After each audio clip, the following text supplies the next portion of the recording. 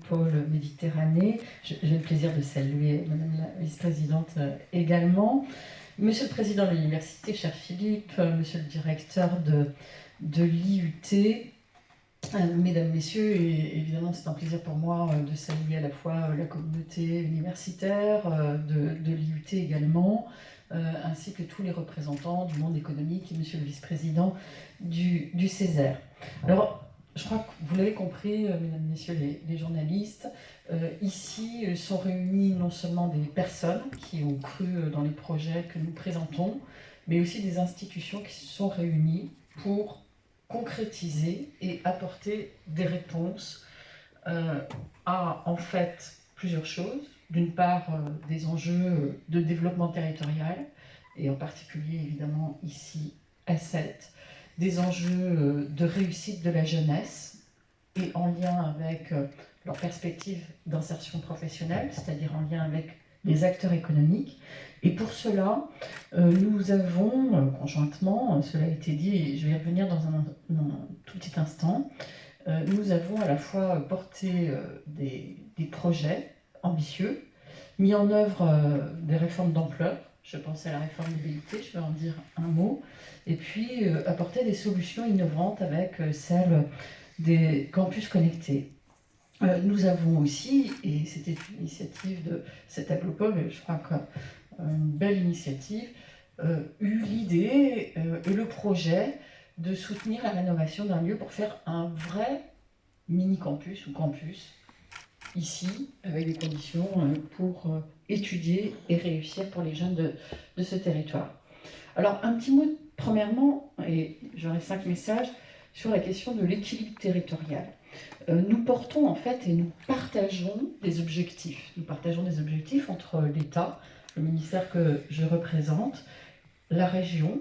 Je sais que c'est un des points d'attention du Césaire dans ce territoire aussi, de faire en sorte que les enjeux d'équilibre territorial, d'équité territoriale, je dirais même, permettent de soutenir les formations d'enseignement supérieur sur les villes universitaires d'équilibre. Ça a été expliqué par le président de l'université. Mais quand, par exemple, nous sommes comme ici à 7, avec une offre riche en réalité, des formations d'IUT, des organismes de recherche qui sont représentés sur le territoire, nous sommes véritablement en train de construire une implantation universitaire qui a du sens, qui a de la qualité, qui a de l'exigence pour répondre à la fois aux enjeux de réussite de la jeunesse, mais aussi bien sûr d'implantation en lien avec les acteurs du territoire. Alors, réussite de la jeunesse, et en particulier, c'est mon deuxième message, en particulier en ce moment, nous savons bien que les jeunes, que les étudiants ont particulièrement souffert avec la crise sanitaire. Fort heureusement, nous nous sommes tous mobilisés pour eux. Permettez-moi de rappeler que des mesures fortes ont été prises. Je pense au repas à 1 euro dans les restaurants universitaires des Crous, ce qui représente, rien que pour la région Occitanie, 20 000 repas par jour. C'est plus d'1 million de repas qui ont été servis depuis le mois de janvier. Enfin, il faut se rendre compte des effets d'échelle et de l'investissement de l'État pour soutenir ces jeunes. Bien sûr, nous avons été rejoints et accompagnés. Je sais que la région Occitanie en particulier a pu assurer un certain nombre de repas également pour les étudiants. C'est des aides financières aussi, des cartes d'achat dans les supermarchés, mais aussi une revalorisation des bourses, et enfin, et surtout peut-être, devrais-je dire, une mobilisation des acteurs universitaires pour s'assurer de la réussite, l'accompagnement des jeunes et parfois de leur soutien psychologique. Alors l'avenir de cette jeunesse, il tient beaucoup à la qualité des formations qui sont proposées, et en agissant pour ces formations, en fait, nous préparons leur avenir, et nous préparons leur avenir bien souvent en lien avec les acteurs économiques, et c'est ce que font notamment les IUT. Pas seulement bien sûr, mais aussi les IUT sur tous les territoires, et je tiens à le souligner. Troisième point important, c'est qu'en ouvrant ces 2 formations d'IUT, 2 nouvelles formations d'IUT ici à Sète. Cela a été dit.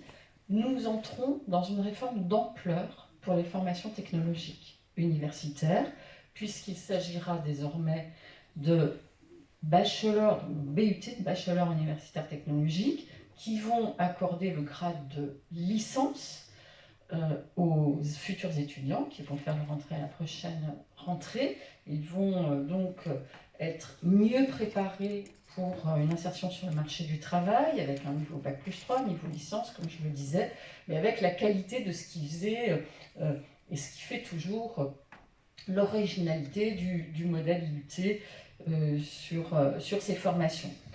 Je tiens à le dire, monsieur le directeur de l'IUT, c'est une réforme qui a été souhaitée par les directeurs d'IUT et les présidents d'IUT. Le ministère de l'Enseignement supérieur, de la Recherche et de l'Innovation et la ministre a écouté ces attentes et les a accompagnées. Et dans le projet, il y avait aussi la volonté de faire que ces formations elles s'inscrivent mieux dans les parcours de réussite de nos étudiants. Et pour cela, il y a un engagement qui a été conjointement pris par les directeurs d'IUT en France et le ministère d'accueillir au moins à 50% les bacheliers technologiques. Je dois dire, et vous le savez, monsieur le directeur, que sur le terrain, nous avons dialogué, écouté, pris en compte les spécificités de certaines formations, et c'est plutôt finalement dans un assouplissement et puis une réponse au plus près des situations et des spécificités des formations que cet objectif sera atteint et se met en œuvre à la prochaine rentrée. Alors pour faire cela, ici à Sète, c'était aussi un engagement de l'État avec des moyens. Parce que, comme l'a dit Monsieur le Président, mettre en place une nouvelle formation, c'est aussi recruter des enseignants-chercheurs, des enseignants, des pracs peut-être, on verra. Pour cela, il faut que l'université soit dotée de compléments par le ministère de l'Enseignement supérieur, de la Recherche et de l'Innovation. Et c'est vrai que nous y avons été attentifs, la ministre a été à notre écoute collective. Dès la prochaine rentrée, c'est 192 000 euros plus 120 000, qui est une négociation particulière, si je puis dire, supplémentaire, qui a permis de répondre aux besoins pour les 48 étudiants qui seront accueillis. Puis à terme, on atteindra environ 700 000 euros par an, ce qui est loin d'être négligeable dans l'accompagnement que le ministère que je représente peut apporter au développement des formations. Autre innovation, et c'est une innovation, Madame la Vice-Présidente, que vous avez soulignée, c'est celle de l'implantation d'un campus connecté à la prochaine rentrée. C'est un beau succès, nous l'avons su il y a très peu de temps, Monsieur le Président, Monsieur le maire, je vous ai appelé pour vous informer de cette bonne nouvelle. Le campus connecté, le projet de campus connecté de Sète a été retenu parmi les 7 nouveaux campus connectés. Qu'est-ce que c'est qu'un campus connecté? D'abord, c'est une initiative qui a été prise par le ministère de l'Enseignement supérieur.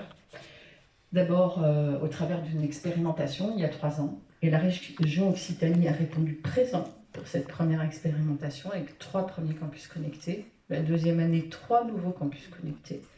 Et pour la prochaine rentrée, 7 nouveaux campus connectés. Les 7 projets que nous avons déposés ont tous été retenus. Pourquoi? Eh bien parce qu'il y avait, comme ici à Sète avec vous, Madame la Vice-Présidente, un engagement fort des acteurs qui ont su être convaincants devant le jury, un jury national avec un financement du programme d'investissement d'avenir, un soutien sans faille de la région, et là aussi je tiens à le souligner, et je crois un partenariat très précieux avec l'université, une université ici, l'université de Montpellier, et un accompagnement, je dois dire, déterminé et bienveillant, bien sûr, de la part du rectorat de région. Vous savez que vous pouvez compter sur nous. Alors, je suis très heureuse de cela, parce qu'un campus connecté, c'est accueillir des jeunes qui sont empêchés pour des raisons géographiques, familiales, sociales, qui peut-être n'ont pas tout simplement l'ambition de partir étudier ailleurs. Et là, on leur donne la possibilité de choisir n'importe quelle formation en France, à n'importe quel niveau, d'être accompagné par un tuteur, d'être accueilli en un lieu, et ce sera un lieu très agréable, d'être accueilli en un lieu et de vivre une vraie vie universitaire et de campus, même si c'est un mini-campus. Alors je termine par là. Mini-campus avec la future rénovation de l'ancien collège Victor Hugo, il faudra lui donner un nom. C'est un engagement à nouveau de l'ensemble des acteurs, des collectivités, de l'État, une rénovation pour 6 millions d'euros.